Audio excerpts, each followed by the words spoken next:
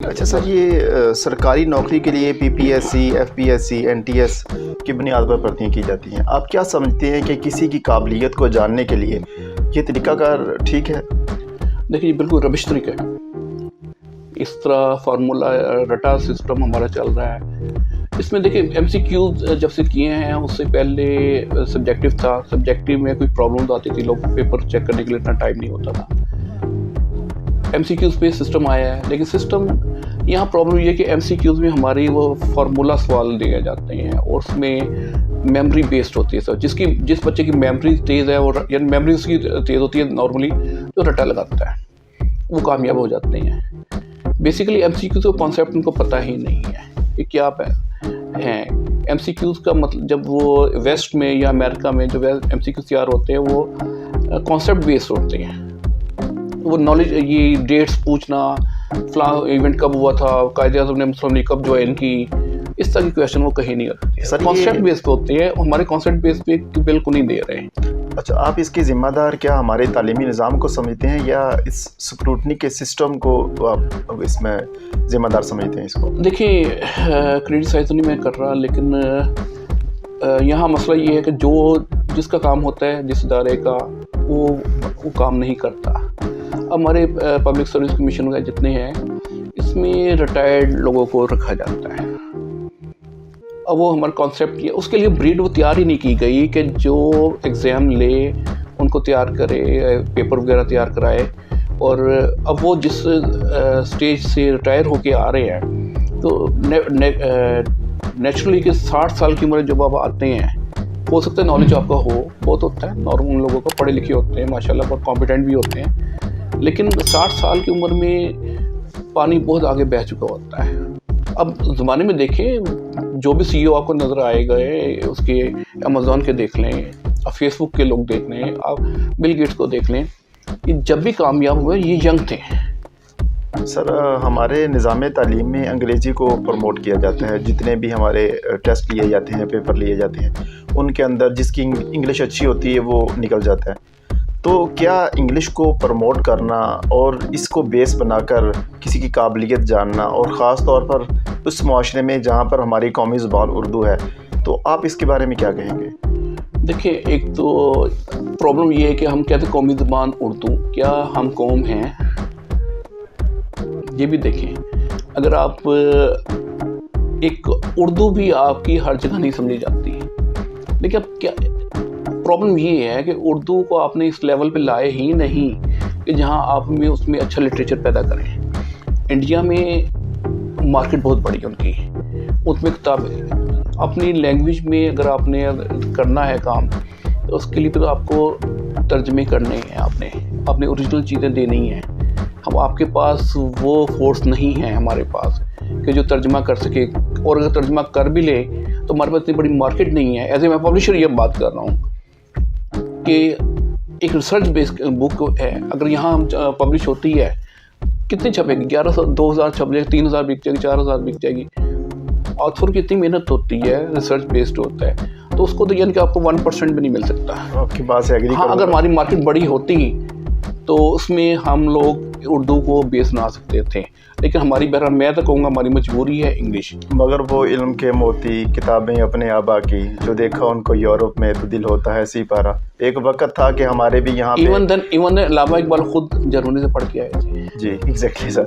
تو یہ بھی دیکھیں، ایک وقت تھا جب دنیا جہان کے جو علم تھا اس کو ہماری یہاں کی جو قومی زبان یا علاقائی زبان جو بھی آپ کہیں، اردو تھی یا فارسی تھی، اس کے اندر اس کو ٹرانسلیٹ کیا جاتا تھا. اور جب یہاں پہ انگریز آئے تو وہ ہماری کتابوں کو اٹھا کے لے گئے اور پھر ان سے استفادہ حاصل کیا. لیکن ہم نے دنیا کے جو لیٹسٹ نالج ہے اس سے استفادہ حاصل نہیں کیا. آپ کی بات بالکل بجائے. لیکن سر، عمران خان کا جو یکساں نظام تعلیم کا جو ایک سسٹم متعارف کروا رہے ہیں، اس کے بارے میں آپ کا کیا خیال ہے؟ کیا وہ چل سکتا ہے پاکستان کے اندر، یا وہ بہتر ہے، یا پرانا نظام تعلیمی ٹھیک ہے؟ کہ میں خود اسسٹنٹ پروفیسر ہوں.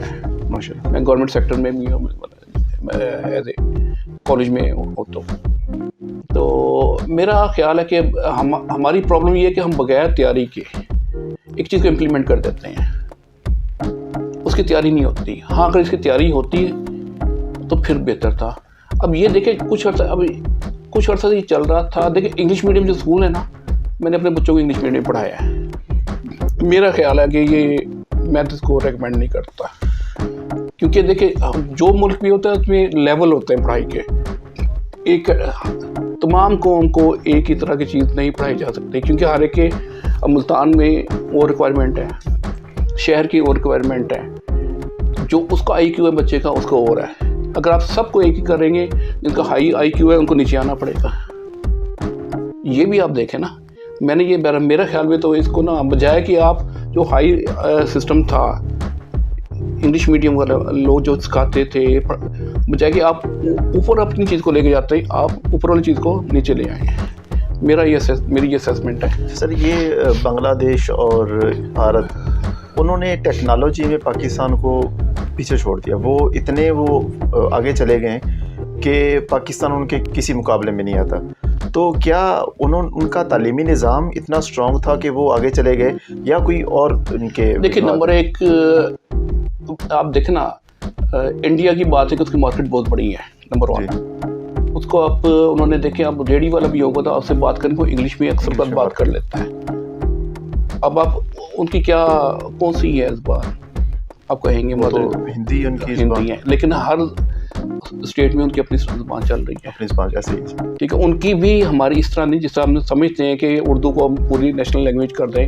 ہندی ان کی ہے, لیکن آپ دیکھیں فلمیں بھی ان کی بن رہی ہیں, اس کے پیرلر کتنی ان کی انڈسٹری وہ ہے, تالم ہے, باقی جو ہے آسام وغیرہ جتنی ہیں سارے مختلف ہر لیول پہ ان کا نا کلچر بھی ڈیولپ کیا ہے. یہ نہیں کہ آپ نے ان کو ہندی کو امپوز کر دیا اور باقی کو ختم کر دیا ہے. اپنی اپنی جگہ تمام کلچر کو ڈیولپ ہو رہے ہیں.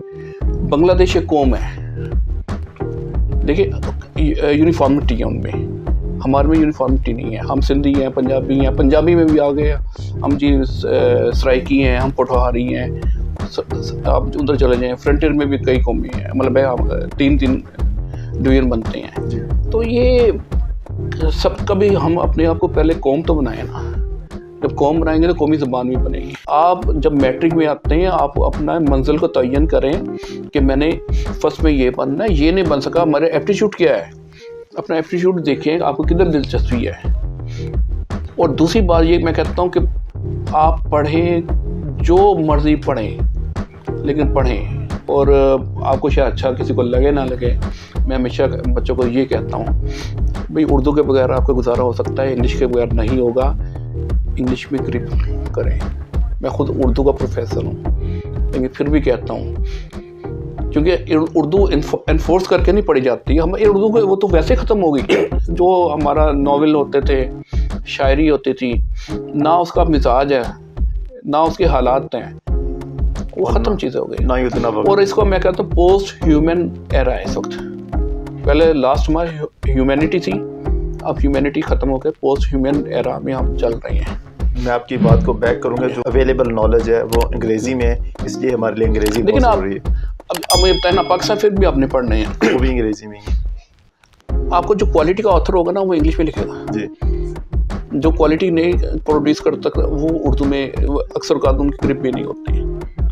تو اس لیے انگلش والا اب خود دیکھ لیں, جو ایک ڈان کا جو لکھ رہا ہے یا دا نیوز میں لکھ رہا ہے, اور ایک طرف جو جنگ میں لکھ رہا ہے یا نیو یارک میں لکھ رہا ہے, ان کے کیلیبر میں کتنا فرق ہوتا ہے. زمین آسمان کا فرق ہے. پھر جنگ پڑھیں گے, سوری اردو اخبار آپ پڑھیں گے تو آپ کا مزاج بڑا خراب کر دے گا. جی, آپ انگلش کا اچھا اخبار پڑھیں, آپ کو ذہنی آپ کو فائدہ ہوگا.